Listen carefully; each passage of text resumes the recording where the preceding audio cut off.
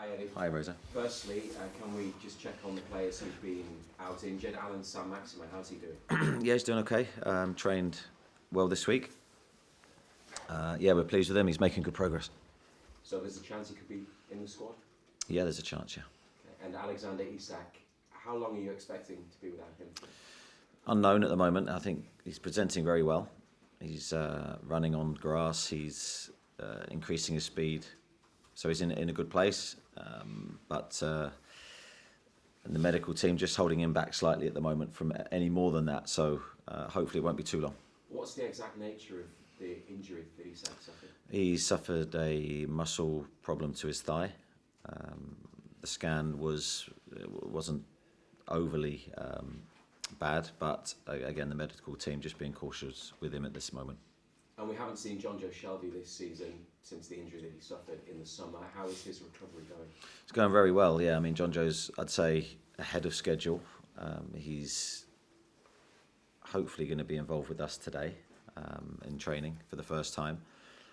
So pleased. There will still be a bit of caution from me and the medical team as to when he's ready to play, but he's certainly making positive strides at the moment. Is he one of those players that even though the fans know all about him because he's been here for a few years, that maybe when he's not playing, when you miss him, you perhaps appreciate and realise just how good he can be? I think that's the case with all players. Sometimes you can take them for granted when you're with them every day and they're performing in the team, and yeah, when they're not there, suddenly you miss their skills and their expertise. And Jonjo's got real strengths for us that when he's in the team and playing well, we miss. So his range of pass, his eye for a pass, his execution of that is at the very highest level. And I think there's definitely been games and times during the period where he's been out where we've missed him. Today is the anniversary of the takeover. I know you weren't here when the deal went through, but you've been at the club for most of the last 12 months. Can you just sum up for us how far in your time under these owners that the club has come? Yeah, the club's come a long way. I think the positivity, first and foremost, was what hit me coming into the club of everyone connected with the club in terms of the takeover and what may lie ahead for the club in the future. And I think that positivity is still there, and I think that's a very difficult thing to keep. I think everyone behind the scenes has done a very, very good job in terms of just putting the building blocks in place for what the club needs for long-term success, and hopefully we can then deliver that.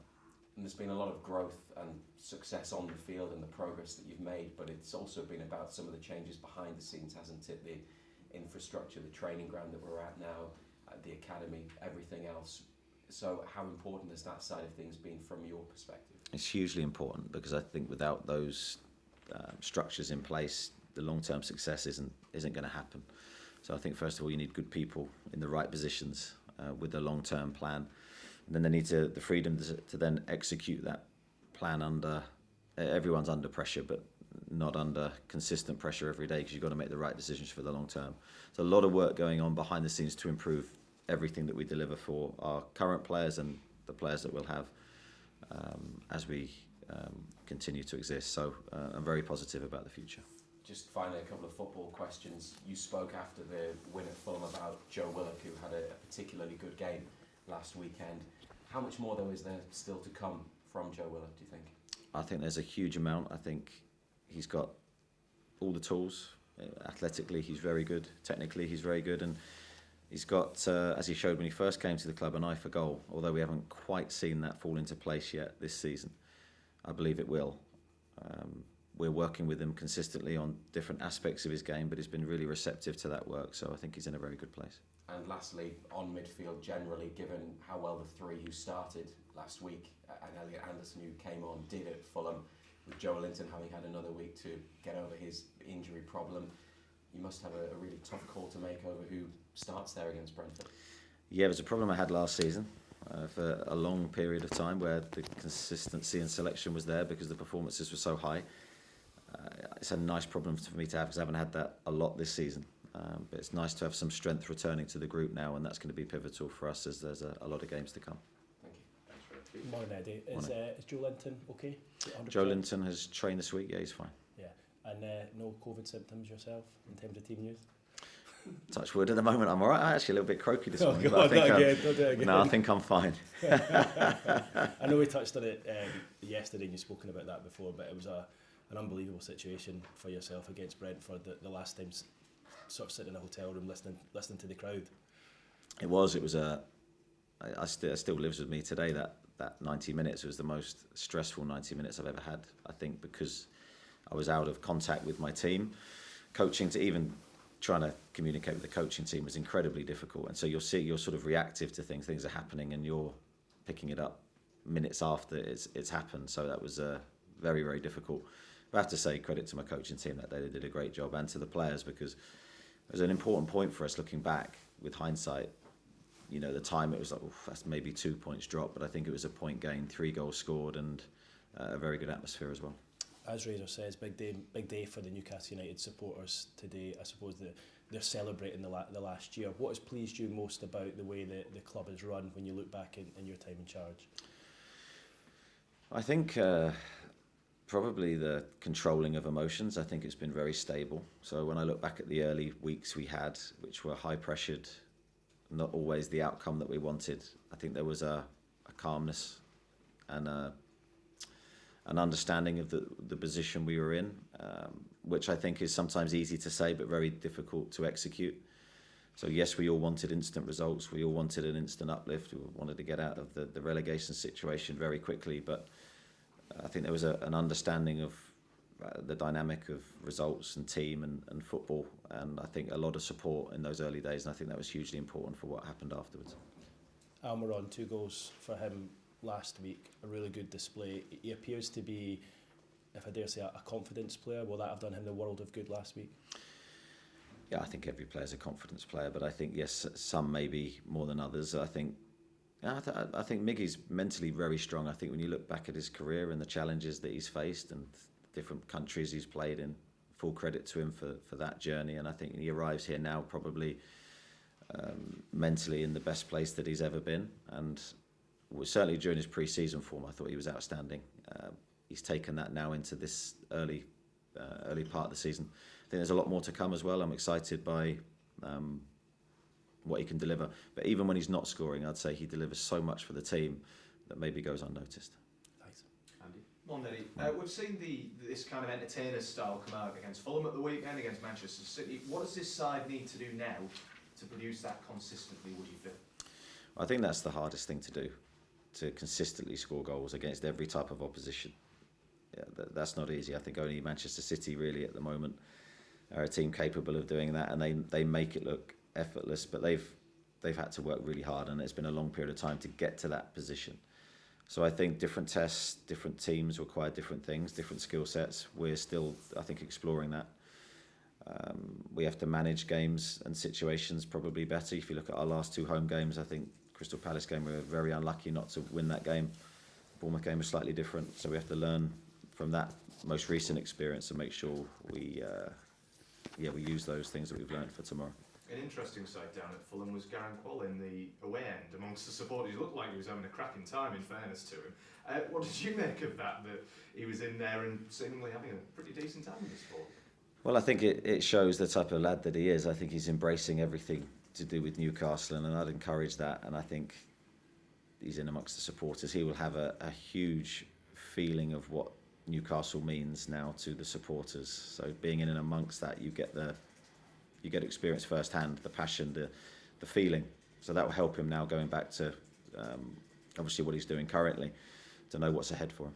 I know we talked about positivity yesterday and today as well, but from someone who was an outsider, who is now a huge insider within the club, can you sum up what this takeover has done for Newcastle as a city and as a club? Well, I think it's for the club itself, it's transformed first the feeling, but then the vision. The vision will drive this club into hopefully a very successful future. For the city, I think the city bounces off what the football club is doing and the feeling within the football club. So with that positivity inside the club, now you're feeling that around the city, and hopefully it's my job to try and keep that for as long as possible. And just one more on the takeover. When we look back on it in 10, 15 years' time, 7th of October 2021, how big, how seminal a moment do you feel that will be in English football in years to come? Time will tell. Time will tell. I think it's very difficult to predict what will happen from this point. We all, hopefully in this room, know where we want it to go, but it's football.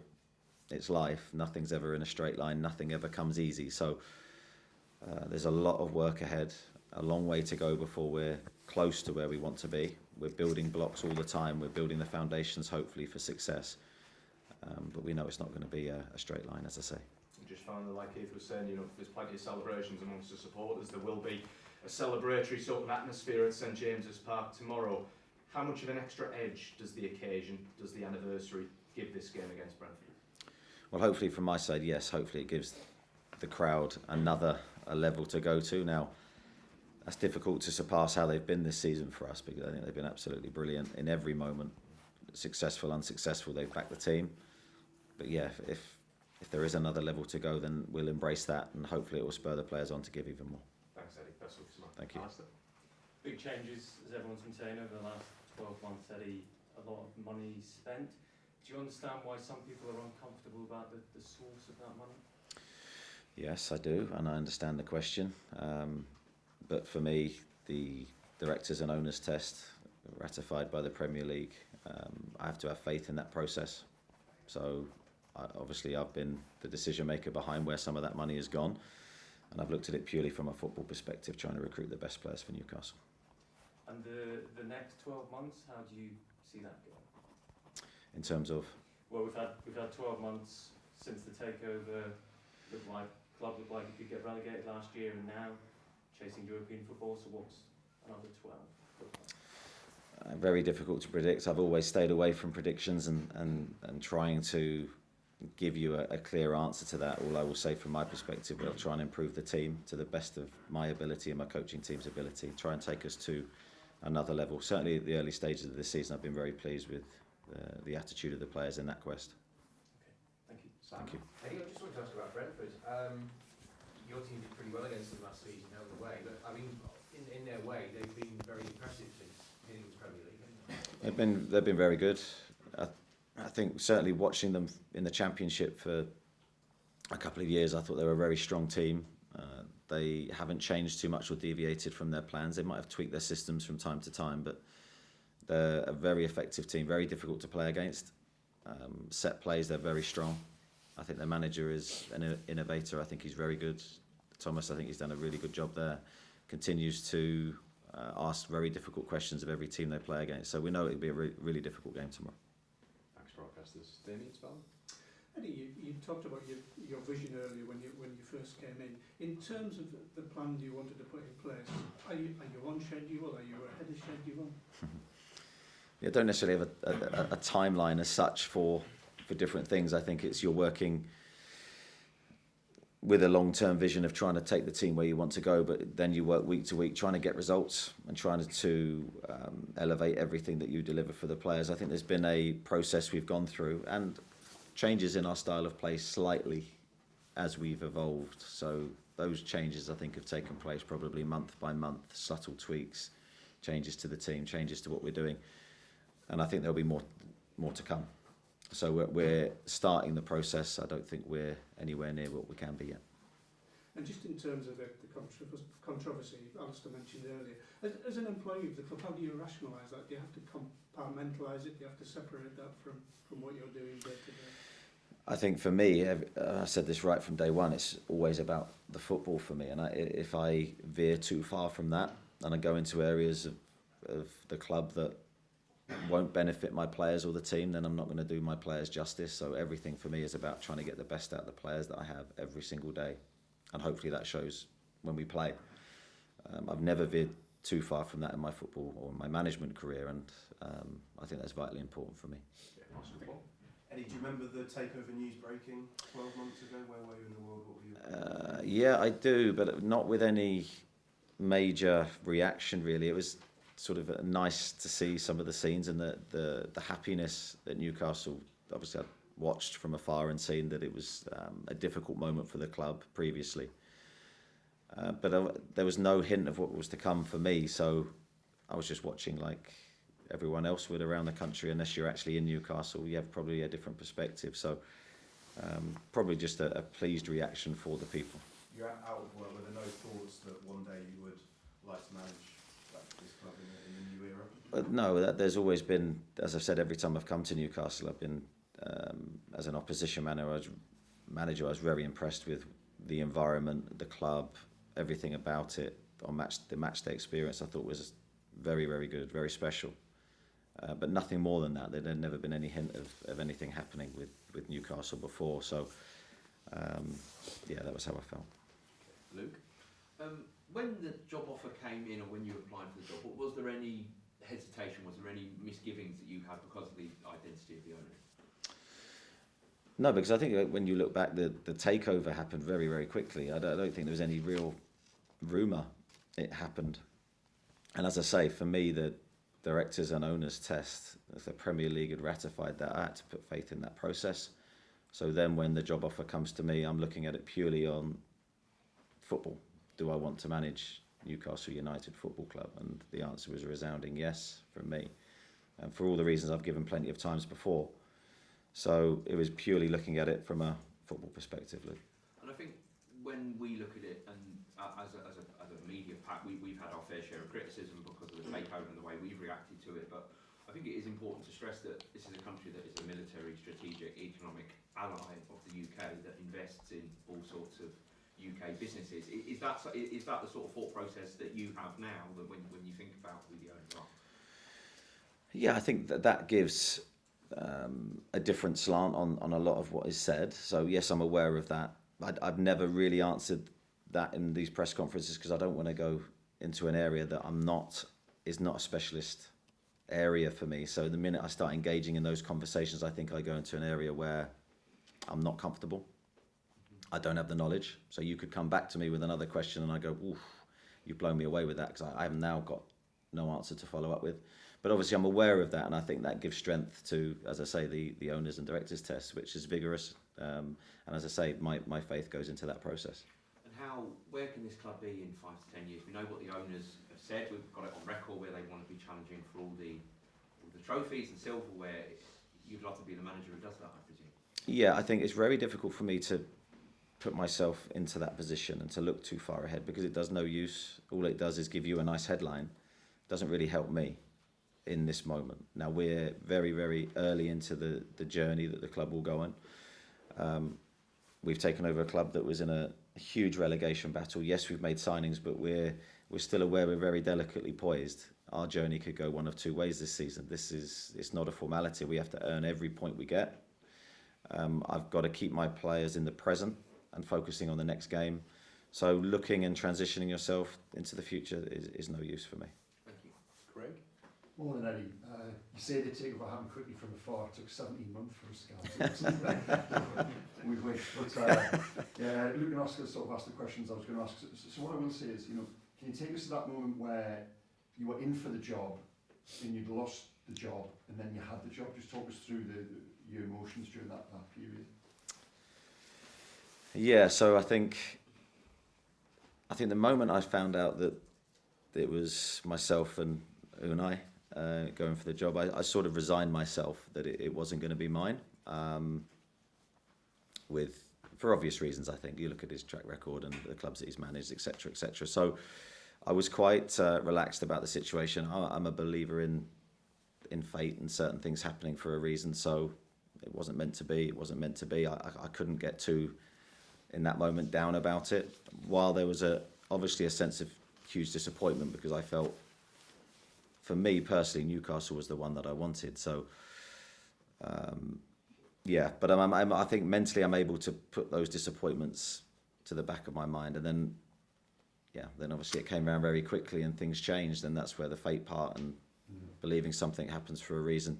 Then I was only too pleased to take the opportunity. What were your thoughts when you woke up on that morning and the Emery deal had sort of broken down overnight? Well, immediately you start thinking, you're in disappointment, you're thinking what could have been, and then immediately you're hit with, no, I won't swear. but then you go, now the reality of the situation, you're going into a club that is in desperate need of points, and you're in a huge relegation battle, and you're going to be hit by you know, what's ahead. So there's an immediate realisation that now you've got to start work and you've got to do well. You're in at the deep end. Yeah. Was your mind on the school run that morning? It must have been a pretty, you know, the morning you wake up and you realise I'm back in pole position here. Yeah, I think you go into work mode and suddenly you've got 1,000 thoughts going through your head, and yeah, your mentality changes. For me, I go into a different person. So my wife probably said goodbye to me that morning, and that was me done. I'm now in, you know, and she's seen it before. I'm tunnel vision. Miles, and then Ian. Sam Maximum had found a bit of form before his injury. He's a player who had a number of setbacks over the last couple of years. Just give us an insight into his reaction and mindset, you know, during this latest spell out. And obviously it's an important year for him. This is a player who wants to play for his country as well. Yeah, I think Maxi's been good. I mean, he's had a period away, so he's not been with us the whole time during his rehab and during his injury. But when he's come back and when he's been here, I think he's been bright, he's been bubbly, he's been very positive. I think his last action on the pitch, near enough, was that unbelievable volley against Wolves that got us a point, and that was a sign for me at that moment where he was in a really good place. As you say, physically, tactically, mentally, I thought he was probably the best I've seen him under my time here. The injury then would have set him back physically, so we need to work him up to get back to his best levels. But he's been, behind the scenes, he's been very, very good. No problems, disciplined, ready to work, and ready now, hopefully, to come back in and make a difference for us. Just a word, Jacob Murphy was a surprise inclusion in the starting 11, and felt he did well last weekend. I thought he was excellent last weekend, and I think Jacob's someone that's been very reliable for me.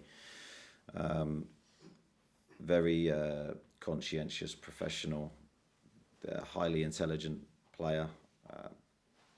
Sometimes I think there's so much in there that's yet to be seen by everybody. A lot of technical ability, physically obviously very quick, very skillful. So there's a lot in there for Jacob, and I think I'd love to see him show it on a consistent basis. I think Fulham, again, looking at it, was probably the best performance he's had since I've been here, and hopefully it's a start of a good run for him. Thanks, Miles. Ian? Hi, Eddie. You mentioned a few months ago that as a player you used to read the Times and the Guardian. You used to be like to keep abreast of world politics, etc., etc. Now, obviously, you're going to focus on football, as you've made very clear. But since you've been here, do you keep up to date with what's happening in that part of the world? Are you aware of what Amnesty International say? Are you aware of the politics of the region more than you perhaps were 12 months ago? Yeah, let me clarify what newspaper I used to buy, because this is important. Right, so I used to like to invest in shares. My granddad got me into that when I was very, very young. So I used to buy those papers for the shares, not so much for the world news at that moment. So I've never, no, I don't buy a newspaper now, so I'm sort of on the internet probably like everybody else. And I would say and this is a genuinely truthful answer, with how busy I am, I don't really have time to trawl through newspapers and look at political articles. That's not really what I do. So it's something that obviously I am aware of certain situations that happen more from you guys really coming into me and from the media team here. So that's something that I'm aware of it. Just more football related, Eddie. You touched on Joe Willock's form, did very well last week. When he came here, he scored in 7 successive games, then went a long time without scoring. Then when he scored last season, he scored 2 goals in successive games. Do you see him as someone who, once that goal comes, you will continue to score maybe clusters? And do you see him as somebody who will be a goal-scoring midfielder as his career goes on? I certainly hope so. I think he's capable of being that goal-scoring midfielder. I think it's naturally probably what Joe sees himself being, which is hugely important. You see him last week. I think he was everywhere on the pitch. He was in the wide areas a lot. He was in central areas. I thought athletically he was really good last week. One of his best athletic performances for us. So I think he's an all-round midfielder, but he's definitely wants to score, and I think he's very unlucky not to score if Callum Wilson doesn't tap that ball in the goal line. It's probably his goal. So he's getting in the right areas. He'd probably just be frustrated that he hasn't taken one of the chances that he's had. Thanks, okay. Kieran? Data is so important in the game now, and Brentford are kind of been at the forefront of that. We're recent years. It seems there's been a bit of investment in that here since you came in. Could you maybe talk about that and how it can help you with recruitment and just analysis day to day? Yeah, I think data is where the game is going. I don't think it will reverse. That trend will reverse. I think it will continue and probably go the other way and get more and more reliant on data for certain things. I think there needs to be a balance with it, though. I think whether it's recruitment or looking at your own team's performance, I think your eye tells you some things. I think data can tell you some things maybe you haven't seen, and you put it together and you try and come up then with a plan for whatever subject you're looking at. So yeah, I do personally believe in it. I think it can save you a lot of time in certain areas. So regarding recruitment, it can save you a lot of time looking at players that maybe you shouldn't be. And time is obviously in that field so important. So it's something I believe in. I think that people here believe in, and something we will try and utilise. You mentioned earlier about the owners going for Unai initially. I suppose you're so determined to prove you can go for trophies, you can manage at that high level as well as you have when you're given a chance. Well, of course, yeah. I'm here to try and prove that I'm the right man to lead the club forward, not just for now, but for the future. And that is something you're judged on all the time, every game. Me and the players are judged in certain ways, so I'm fully prepared for that. I have been since the day I walked through the door. I want to manage this club for a long time. That's only going to come down to me and my players and my coaching team, so I'm fully prepared for that. Chris? Morning, Eddie. When you took over this team, for years it played with sort of low block. I mean, you, in the course of the year, turned it so now they're pressed high. How difficult has that been, and how do you sort of change that sort of mentality? Yeah, it's a good question. I think it comes back to the question I answered earlier. I think a very gradual process. I think from day one, if you come in, you can come in with that idea, but then the execution of that, I think, needs work and needs time, because it's not just a switch you can turn off and on.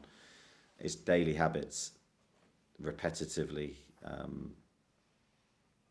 immersed in the players, really. That's what you have to do. As I say, one day's not enough, a week's not enough, a month's not enough. You need to drill down with the players all the time. These are your expectations, this is what you want. And as I say, sometimes that takes maybe a change of personnel to make that happen as well. But gradually, slowly but surely, I think we've got there, and I still think we're growing that side of our game. But nothing, as I said earlier, nothing comes easy. It's consistent messaging from me and the coaching team to the players. Has it happened quicker than you expected, or is it sort of where you would expect to be? I think a lot of that comes down to the players you have. The individual players make really the system and make the game. So I think we have a few players that are very, very good athletically. They want to press. Their first instinct is to press. Probably someone like Miggy would fit perfectly into how we want to play off the ball. Other players might need a bit more work on certain areas of their game to deliver that. So that's something we've invested in. Lee Ryder?